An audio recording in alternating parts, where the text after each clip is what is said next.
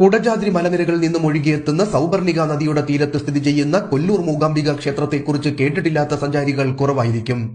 വിദ്യാദേവതയെ ആരാധിക്കുന്നവരുടെ എല്ലാം ഇഷ്ടസ്ഥലമാണ് കൊല്ലൂർ മൂകാംബിക ക്ഷേത്രം.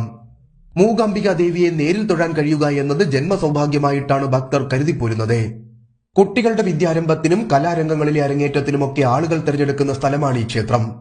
പറഞ്ഞറിയിക്കാൻ പറ്റാത്ത ചൈതന്യമുണ്ട് കർണാടകത്തിലെ ദക്ഷിണ കന്നഡ ജില്ലയിൽ സ്ഥിതി ചെയ്യുന്ന കൊല്ലൂർ എന്ന ഈ ക്ഷേത്ര നഗരത്തിന്. ഒരിക്കൽ വന്നുപോയാൽ വീണ്ടും വീണ്ടും വന്നുകൊണ്ടേയിരിക്കാൻ പ്രേരിപ്പിക്കുന്ന ഒരു മായാജാലമുണ്ട് ഈ സ്ഥലത്തിന്. ഭക്തർ അത് ദേവിയുടെ ശക്തിയായും അല്ലാത്തവർ അത് കൊല്ലൂരിന്റെ പ്രകൃതിയുടെ പ്രത്യേകതയായും കണ്ടുപോരുന്നു.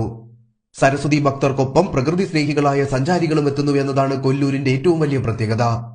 പരശുരാമനാണ് ക്ഷേത്രത്തിലെ പ്രതിഷ്ഠ നടത്തിയതെന്നും അതല്ല ആദിശങ്കരനാണ് പ്രതിഷ്ഠ നടത്തിയതെന്നും കഥകളുണ്ട്. എന്തായാലും ശങ്കരാചാര്യരുടെ കഥയ്ക്കാണ് കൂടുതൽ പ്രചാരമുള്ളത്. രാജ്യത്ത് ശക്തി ആരാധന നടക്കുന്ന പ്രമുഖ ക്ഷേത്രങ്ങളിൽ പ്രധാനപ്പെട്ടതാണ് മൂകാംബിക ക്ഷേത്രം. മൂകാസുരൻ എന്ന അസുരനെ ദേവി ഇവിടെ വെച്ചാണ് വധിച്ചത് എന്നും അതിനാലാണ് മൂകാംബിക എന്ന പേര് വന്നതുമെന്നുമാണ് കഥകൾ. ക്ഷേത്രത്തിലെ ശ്രീകോവിലിൽ ജ്യോതിർലിംഗമാണ് പ്രതിഷ്ഠ. സ്വർണരേഖ എന്ന് വിളിക്കപ്പെടുന്ന സ്വർണവർണ്ണത്തിലുള്ള ഒരു രേഖ ഈ ജ്യോതിർലിംഗത്തിലുണ്ട്. ഈ രേഖ ലിംഗത്തെ രണ്ടായി പകുക്കുകയും ഈ രണ്ട് ഭാഗങ്ങളിൽ ചെറിയ ഭാഗം ത്രിമൂർത്തി ശക്തിയുള്ളതും വലിയ ഭാഗം സൃഷ്ടിയുടെ അടിസ്ഥാനമായ സരസ്വതി, പാർവതി, ലക്ഷ്മി എന്നീ ദേവതാ സങ്കല്പങ്ങളുമാണ്. ഈ ജ്യോതിർലിംഗത്തിന് പിന്നിലായിട്ടാണ് ദേവി മൂകാംബികയുടെ ലോഹവിഗ്രഹം പ്രതിഷ്ഠിച്ചിരിക്കുന്നത്. ഇത് ആദിശങ്കരനാണ് പ്രതിഷ്ഠിച്ചത് എന്നതാണ് ഇവിടുത്തെ വിശ്വാസം. കുടജാദ്രിയിൽ തപസ് ചെയ്ത ശങ്കരന് മുന്നിൽ ദേവി പ്രത്യക്ഷപ്പെട്ടപ്പോൾ തന്നെ പിന്തുടർന്ന് കേരളത്തിലേക്ക് വരാൻ ശങ്കരൻ ദേവിയെ ക്ഷണിച്ചു. കേരളത്തിലെത്തിച്ചവിടെ ദേവിയെ കുടിയിരുത്തുകയായിരുന്നു ശങ്കരന്റെ ഉദ്ദേശം. ശങ്കരന്റെ ഇംഗിതം അംഗീകരിച്ച ദേവി ഒരു നിബന്ധന വെച്ചു. താൻ പിന്നാലെ നടക്കുമെന്നും എന്നാൽ പിന്നിൽ തന്നെയുണ്ടോ എന്നറിയാൻ ശങ്കരൻ തിരിഞ്ഞു നോക്കരുത് എന്നും അഥവാ നോക്കിയാൽ ആ സ്ഥലത്ത് താൻ ഇരിപ്പുറപ്പിക്കുമെന്നും ദേവി പറഞ്ഞു. ഈ വ്യവസ്ഥ അംഗീകരിച്ച് ശങ്കരൻ മുൻപിലായി നടന്നു. പിന്നിൽ നടക്കുന്ന ദേവിയുടെ പാദസരത്തിന്റെ കിലുക്കമാണ് ദേവി ഒപ്പമുണ്ട് എന്ന് ശങ്കരൻ ഉറപ്പു നൽകിക്കൊണ്ടിരുന്നത്.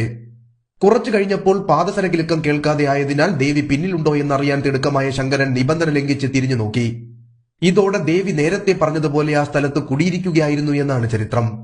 ഈ സ്ഥലമാണ് കൊല്ലൂരിലെ മൂകാംബിക സന്നിധി എന്നാണ് മറ്റൊരു വിശ്വാസം. പിന്നീട് ശങ്കരൻ ആത്മലിംഗത്തിന് പിന്നിലായി ദേവിയെ പ്രതിഷ്ഠിക്കുകയായിരുന്നു. ചതുർബാഹുവായ ദേവീരൂപമാണ് ഇവിടുത്തെ പ്രതിഷ്ഠ. അപൂർവമായ പ്രകൃതി ഭംഗിയാൽ ഇത്രയും സുന്ദരമായ ഒരു ക്ഷേത്രം ഇന്ത്യയിൽ മറ്റൊന്നുണ്ടോ എന്നതും സംശയമാണ്. പല പ്രശസ്ത ക്ഷേത്രങ്ങളിലും ലഭിക്കാത്ത വല്ലാത്തൊരു ഏകാന്തതയും ശാന്തതയും കൊല്ലൂരിൽ അനുഭവിക്കാൻ നമുക്ക് കഴിയും. 108 ശക്തിപീഠങ്ങളിൽ വിശേഷ സ്ഥാനമാണ് കൊല്ലൂർ മൂകാംബികയ്ക്ക് നൽകുന്നത്. സിദ്ധിക്ഷേത്രമായതിനാൽ ദേവിയുടെ മുന്നിൽ നിന്നും പ്രാർത്ഥിക്കുന്ന കാര്യങ്ങൾ നടക്കുമെന്നാണ് വിശ്വാസം. ഇവിടെ എഴുത്തിനിരിക്കുന്ന കുട്ടികൾ വിദ്യാഭ്യാസ രംഗത്ത് ഉന്നതിയിലെത്തുമെന്നും ആദ്യത്തെ കലോപാസന ഇവിടെ നടത്തുന്ന കലാകാരന്മാർ നൈപുണ്യം കൈവരിക്കുമെന്നുമെല്ലാം വിശ്വസിക്കപ്പെടുന്നു. കൊല്ലൂർ മൂകാംബിക ക്ഷേത്രം കൊല്ലാപുര ആദിമഹാലക്ഷ്മി ക്ഷേത്രമെന്നും അറിയപ്പെടുന്നുണ്ട്.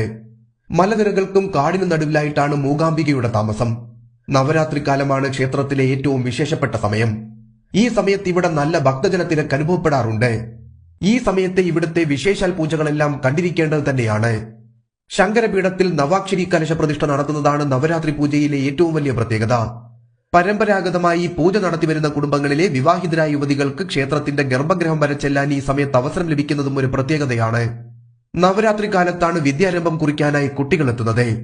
മഹാനവമി ദിവസമാണ് നവാക്ഷരി കലശം സ്വയംഭൂലിംഗത്തിൽ അഭിഷേകം ചെയ്യുന്ന വിശേഷ ചടങ്ങ് നടക്കുന്നത്. നവരാത്രി കാലത്ത് മൂകാംബിക ദർശനത്തിന് അവസരമൊക്കുകയാണെങ്കിൽ അത് വലിയ ഭാഗ്യമാണെന്നാണ് കരുതപ്പെടുന്നത്. എത്ര തവണ നമ്മൾ യാത്രയ്ക്കൊരുങ്ങിയാലും ദേവി തന്നെ വിചാരിച്ചെങ്കിൽ മാത്രമേ മുടക്കം കൂടാതെ ഭക്തർ സന്നിധിയിലെത്തുകയുള്ളൂ എന്നതാണ് ഏറ്റവും വലിയ വിശ്വാസം.